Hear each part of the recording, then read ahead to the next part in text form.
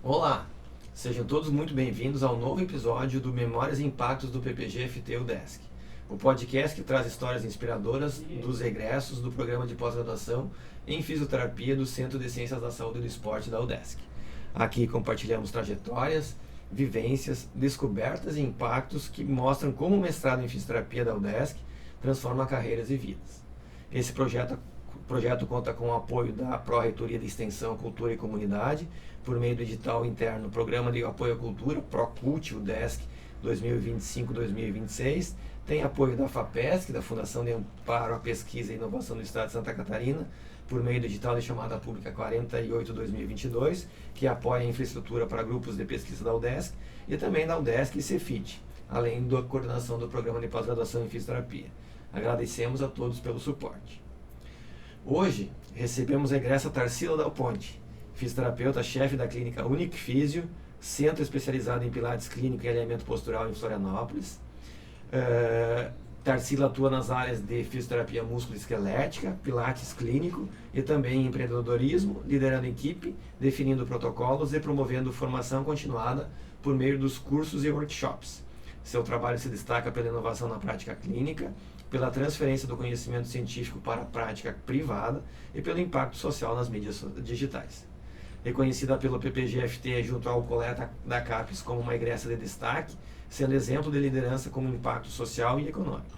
Tarsila representa um perfil de egresso que leva a ciência e a educação para além do ambiente acadêmico. Tarsila, é um prazer tê-la aqui conosco. Muito obrigado por aceitar o convite, por compartilhar sua trajetória e experiência. Eu que agradeço o convite, fico muito feliz em poder compartilhar com vocês um pouquinho da minha história, da minha trajetória, te rever os colegas, é sempre muito bom estar aqui nesse espaço de... O centro que fica mudando, né? Sim, mudou muito. Eu passei aqui na rua, mal reconheci, mas é muito legal, mudando sempre, evoluindo sempre. Isso é muito aí, bom. eu sempre digo que o bom filho a casa torna. Exato. Bem, vamos lá, vamos para a nossa entrevista, então, né? Então, a gente fez uma série de perguntas que a gente vai fazer a partir de agora. Então, nos conte, Tarsila, um pouco, né, aonde você primeiro se graduou, né? Se você atuou como fisioterapeuta antes de entrar no mestrado ou se entrou direto no programa de pós-graduação. Como foi essa transição da graduação para o mestrado e em que período foi seu mestrado e quem foi seu orientador? Bom, eu fiz a minha graduação na Unisul. Em 2006 eu me formei. E aí comecei a trabalhar com pilates, fiz a minha formação, montei a Unic Físio. Então comecei a trabalhar, né, na área, fazendo cursos e investindo mesmo na formação em pilates. Então sempre foi uma área que eu gostei muito de trabalhar, o movimento, as lesões por movimento. E aí chegou uma hora que eu comecei a pensar que eu precisava de algo mais e aí investi no mestrado.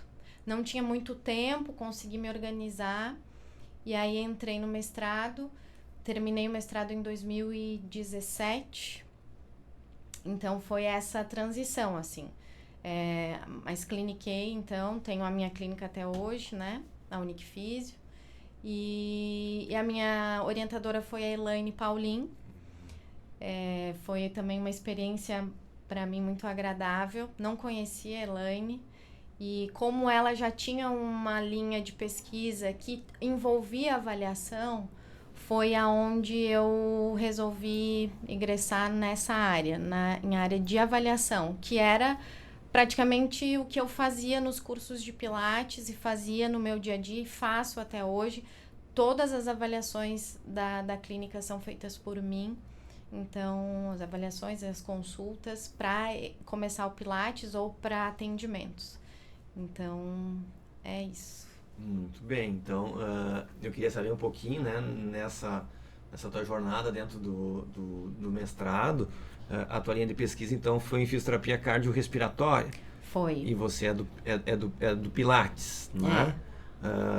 Como é que foi essa junção, assim? Isso tem relação? Foi um desafio, né, desde o início, para que a gente conseguisse realmente juntar todas essas, a minha vontade, o meu trabalho e também a linha de pesquisa, né, da professora Elaine.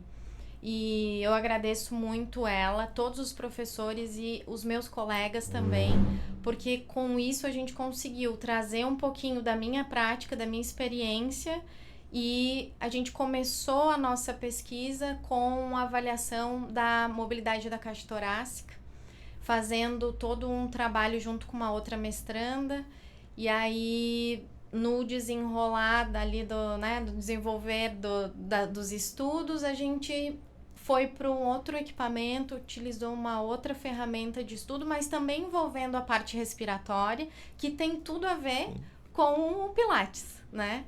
Então foi muito bom e, de novo, agradeço a professora Elaine por me ajudar a fazer uma coisa que era aquilo que eu trabalhava. Então a gente uniu as duas coisas e foi só sucesso. Você falou em mobilidade torácica, né? O que é isso para o pessoal que está assistindo? Talvez alguns não conheçam. Exato. Então, a mobilidade da caixa torácica é quando a gente respira, né? A gente tem esse movimento de todo o gradil costal. Então, esse equipamento fazia essa avaliação do volume. Qual que era o equipamento? A pletismografia optoeletrônica, o OIP. Então, era um equipamento novo no laboratório, a gente não conseguia ainda mexer, foi tudo, então a gente foi crescendo junto. O laboratório foi crescendo com o estudo do equipamento e aí esse aparelho media os volumes, né, da caixa torácica e a gente fez uma estimativa com a mobilidade do diafragma. E aí isso era feito com a ultrassonografia. E a gente viu relação que daria para fazer essa estimativa. Esse equipamento fazia um modelo anatômico tridimensional e cheio de marcadores, né? Eles refletiam numa imagem no computador, então era como se fosse uma camisa, assim, uma camiseta. E aí aquele volume é que media então a capacidade da caixa torácica. Então e ultrassom para medir a mobilidade do diafragma. Mas o músculo lá de dentro é difícil? Difícil. Foi outro aprendizado. A gente também não tinha, né, muita experiência para ultrassonografia. Era 50 tons de cinza, muito cinza até, mas depois da prática várias vezes a gente já tinha, né, já ia naquele foco, achar no ponto certo. E mais uma coisa que eu aprendi a utilizar o ultrassom, até um recurso que eu estou adquirindo para minha prática, né, profissional, prática clínica, e é de suma importância o profissional que consegue, né, ter essa ferramenta como um recurso também de avaliação, de ver se o seu tratamento está tendo algum efeito. Então, o mestrado me trouxe muitos conhecimentos, não só ali da produção, do estudo, das avaliações, mas também de conhecer as ferramentas de avaliação, né? O ultrassom cinesiológico, então, é um recurso fisioterapêutico, né? Que hoje tem ajudado muito. Exato. Né? Então, acho que isso é bem, bem importante. Então, legal, né? Porque no mestrado você trabalhou com equipamentos, então, OIP, né? Eu acho que só tem esse equipamento hoje ainda em Santa Catarina, não sei se tem mais algum outro local, né? E ultrassom em 2017 você era uma precursora desse processo, né? Hoje o ultrassom já tem mais profissionais dando curso, a gente vai fazer um curso agora até no próximos dias aqui, né, para os alunos, para treinar, que a gente adquiriu um ultrassom também. Vou querer participar dessa aí. Vai poder participar. Então é isso que o mestrado acaba produzindo, né? Então, às vezes a gente está na fronteira ali do conhecimento. Nesse mesmo sentido, né?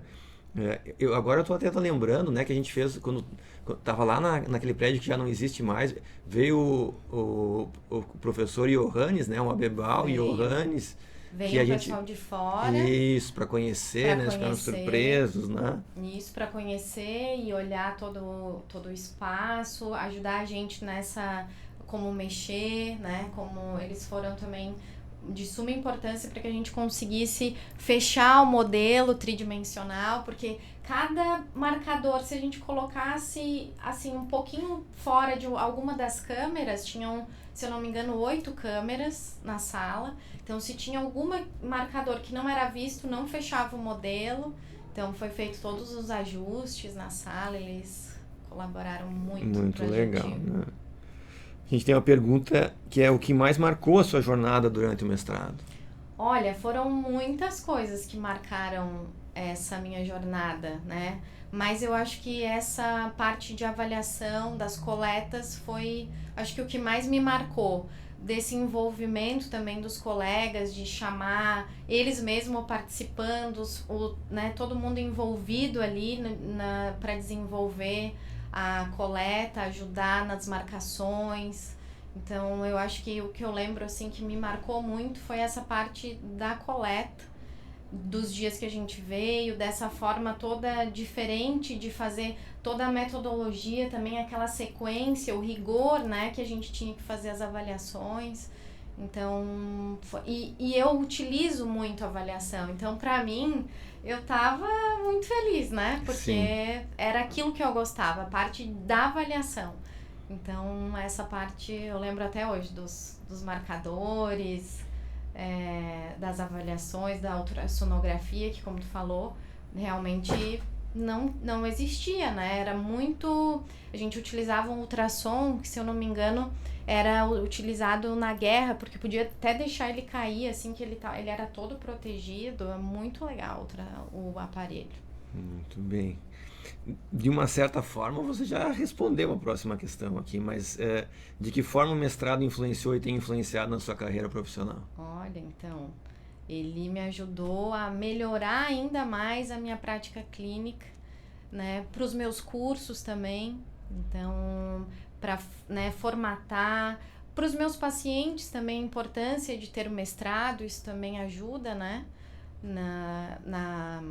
nessa identificação. Você tem um mestrado, então o título também ajudou muito, além de todos os recursos que eu tive, que eu aprendi a utilizar no mestrado e levei alguns deles para a minha prática clínica. Certo. Você falou que você ministra cursos, é isso? Como é que conta um pouquinho para a gente como que é isso? Como eu falei, antes mesmo de me formar, comecei a utilizar o Pilates para tratamento. Então, eu utilizo o Pilates clínico. E aí todo mundo queria saber o que era, e alguns colegas, e eu pensei, eu sempre gostei de ensinar. E aí pensei, vou ministrar cursos de Pilates, que eu acho que eu posso ajudar esses meus colegas. E aí foi que comecei a formatar um curso, né? Desde 2008 eu ministro cursos de Pilates. Ele é um pouquinho diferente do que tem no mercado, porque eu juntei de vários outros cursos que eu fiz e fiz um compilado, e hoje chama Pilates Método Nick Physio, porque não é o Pilates clássico que a gente viu, que foi criado pelo Joseph Pilates. É um Pilates adaptado, voltado para a reabilitação.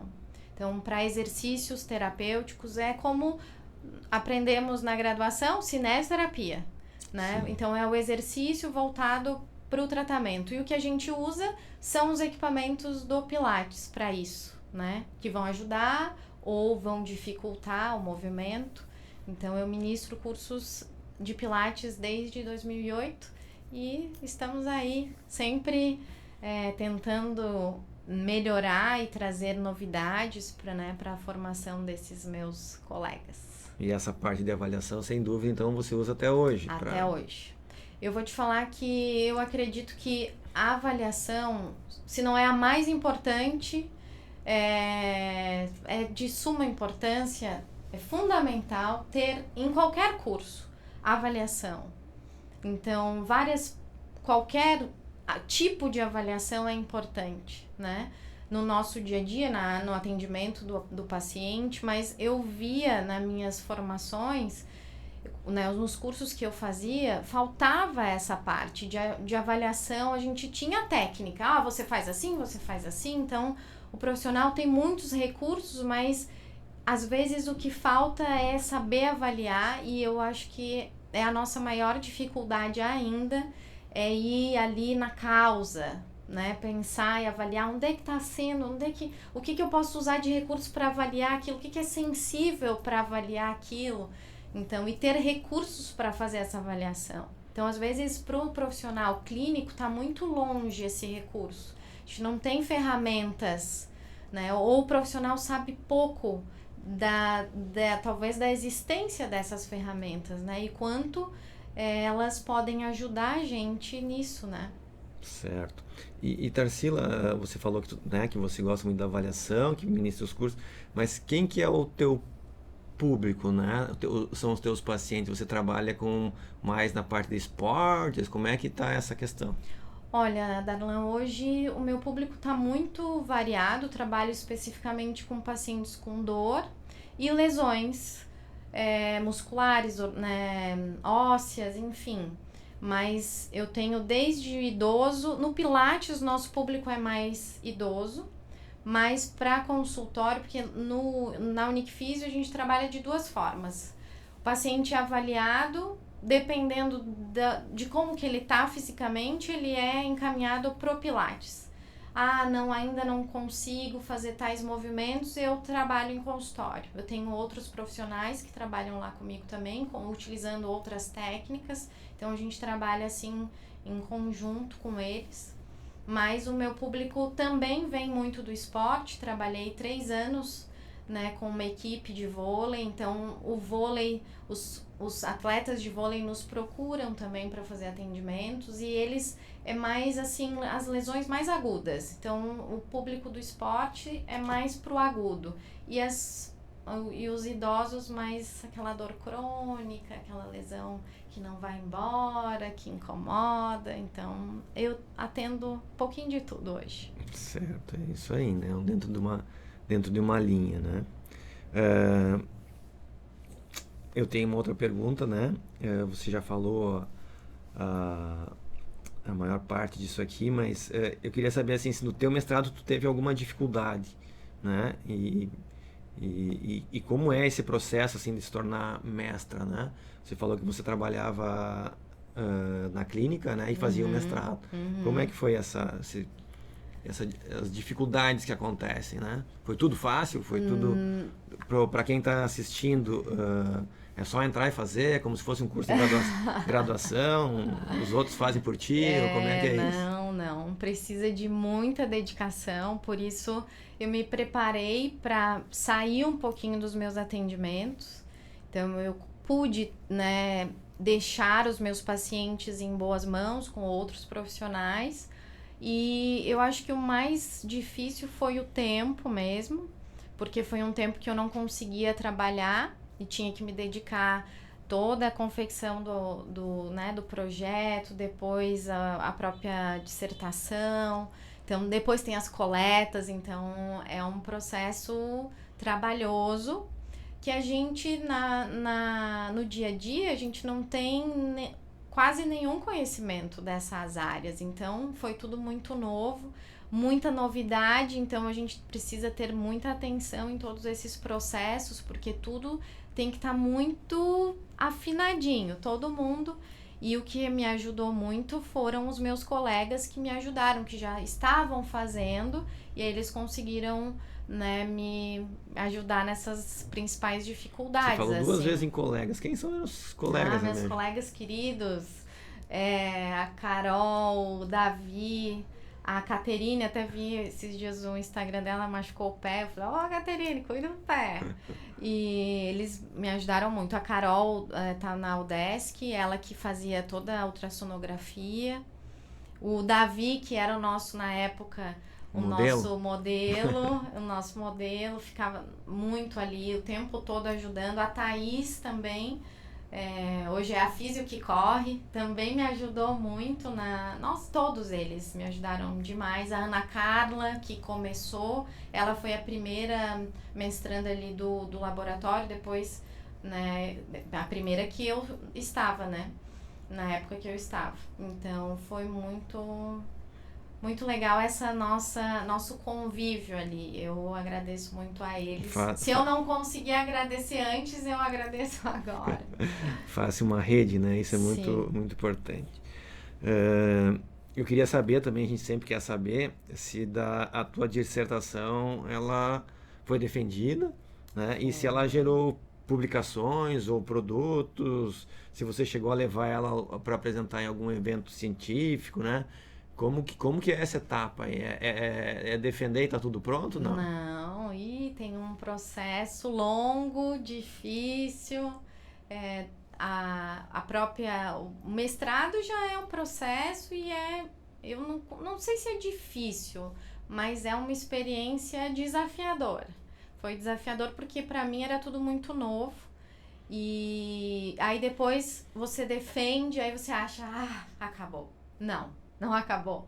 Porque depois você faz todas as correções, né? São as correções, né, da banca, aí a gente arruma e aí começa a encaminhar para as revistas, para ver recebe os recebe o não. Aí fica E chateado. aí fica chateado e fala assim, mas eu queria e não deu. Mas aí vem o fisioterapeuta que não desiste nunca e vai, tenta, e aí a gente conseguiu publicar um pouquinho, né, depois, aí foram 4 anos depois, mas a gente conseguiu publicar sim.